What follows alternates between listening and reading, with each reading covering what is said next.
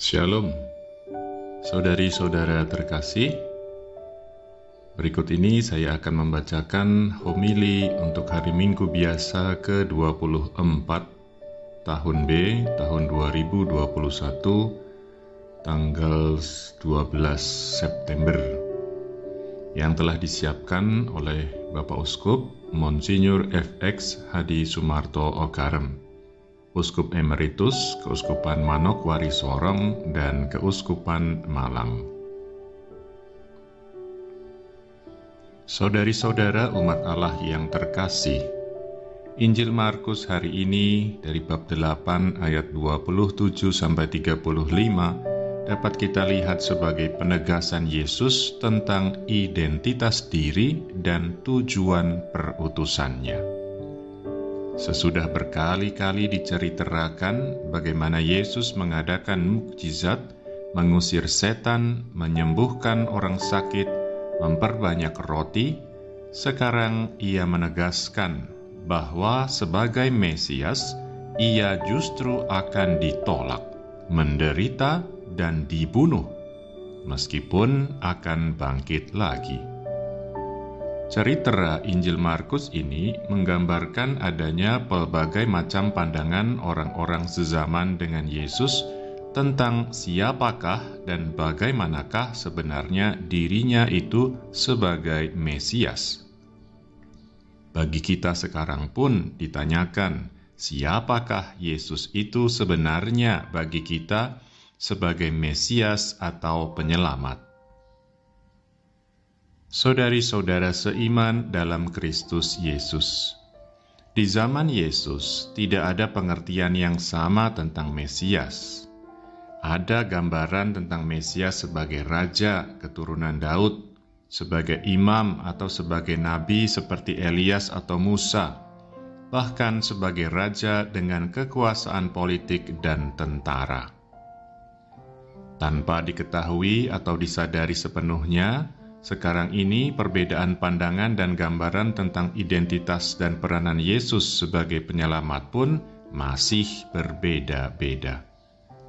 Misalnya, ada yang berpendapat bahwa umat Kristen seluruh gereja harus tampil seperti Elias, secara terbuka dan jelas berkonfrontasi dengan sistem-sistem, institusi-institusi, dan berpolitik nasional.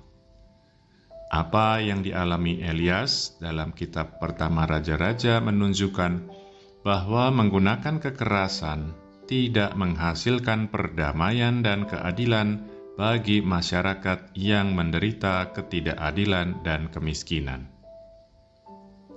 Ada pula golongan yang berpendirian seperti Yeremias bahwa hal gereja adalah suatu hal pribadi, suatu segi privat atau private, personal hidupnya, bukan urusan orang lain. Maka agama dibatasi dan disempitkan menjadi urusan pribadi atau private affair. Bila dikatakan dengan bahasa zaman kita sekarang ini, di dunia modern dewasa ini, agama adalah urusan pribadiku sendiri, tak perlu dikaitkan dengan orang lain. Maka, saudari-saudara kekasih Allah, sekarang pun Yesus bertanya kepada kita seperti kepada Petrus dan murid-muridnya yang lain. Menurut kamu, siapakah aku ini? Jawaban Petrus pada dasarnya adalah benar. Engkau adalah Mesias. Namun arti jawaban Petrus itu harus dipahami secara benar pula, yakni bahwa Yesus sebagai Mesias, penyelamat, datang untuk menyelamatkan semua orang, seluruh masyarakat dunia, bukan hanya untuk individu-individu tersendiri. Secara total, baik sebagai keseluruhan maupun sebagai perorangan. Tiada keselamatan perorangan dalam Kristus yang lepas dari hubungannya dengan lainnya. Sekarang pun kita harus selalu menjawab pertanyaan Yesus ini. Menurut kamu, siapakah aku ini?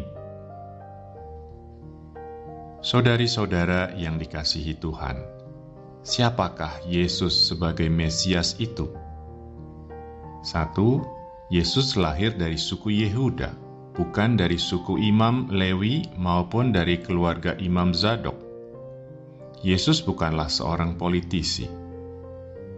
2. Ia tidak berpolitik, namun memperhatikan politik, karena perutusannya di dunia ini tidak mungkin dilaksanakan di luar keadaan politik yang berlangsung. 3. Yesus paling banyak bukan berada di Yerusalem, melainkan di Kapernaum di Palestina sebelah utara, di mana terletak jalan penghubung utama dan di mana pula terdapat kantor-kantor pemungut pajak. Ia berada di Yerusalem, terutama bila bersangkutan dengan ibadat. 4. Yesus memperhatikan orang-orang yang kerasukan setan, yang sakit, pendosa, dan rakyat yang tidak diperhatikan masyarakat. Sambil menghayatinya sendiri dalam hidupnya, Yesus menyampaikan ucapan-ucapan "Berbahagialah" sebagai pewartaan keadilan Alkitabiah. Keadilan yang otentik inilah yang mendorongnya untuk memperhatikan dan melibatkan diri sepenuhnya dengan orang-orang sakit, berkekurangan, tersingkir, dan lapar. Ia menjadi teman orang-orang berdosa, bukan dengan mengadili dan menghukum, melainkan dengan mengajak mereka mengubah jalan hidup mereka. Rela bersama dengan sesama, itulah yang diajarkan kepada kita dan dilaksanakannya sendiri. 5. Di zamannya, Yesus bukan mau mewartakan dan mendirikan kerajaan politik Daud, melainkan kerajaan Allah. Yesus sebagai anak bangsa sungguh mau berusaha memenuhi apa yang selalu diharapkan Israel. Yang diharapkan itu adalah kasih. Karena itu, intisari kabar gembira yang diwartakan Yesus adalah kasih. Namun selalu harus diperhatikan bahwa Yesus bukanlah seorang sosial revolusioner. Ia bukan bersikap dan berbuat terutama dengan mencela atau memusuhi ketidakadilan itu, melainkan lebih dengan menghadapinya dengan kasih. Dalam perumpamaan-perumpamaan yang dipakainya, ia bukan terutama menunjukkan jahatnya ketidakadilan, melainkan menunjukkan betapa baik dan indahnya kasih kepada sesama. Saudari-saudara murid-murid Kristus yang terkasih, pada akhir Injil hari ini Yesus berkata, "Setiap orang yang mau mengikuti Aku harus menyangkal diri, memikul salibnya, dan mengikut Aku. Karena barang siapa mau menyelamatkan nyawanya, ia akan kehilangan nyawanya. Tetapi barang siapa kehilangan nyawanya karena Aku dan karena Injil, ia akan menyelamatkannya." Syarat menjadi murid Yesus sejati ialah bahwa setiap orang yang telah dibaptis harus bersedia memegang teguh kemuridannya yang otentik kepadanya, dengan persembahan diri secara total, berani menyangkal dan sanggup mengorbankan dirinya sendiri. Jalan salib bukanlah hanya untuk Yesus belaka, melainkan untuk setiap orang yang mau mengikut Dia. Tetapi kemenangan atau keberhasilan menjadi murid sejati Yesus hanya akan dicapai oleh mereka yang sanggup memanggul salib. Menolak syarat ini berarti memilih pihak setan.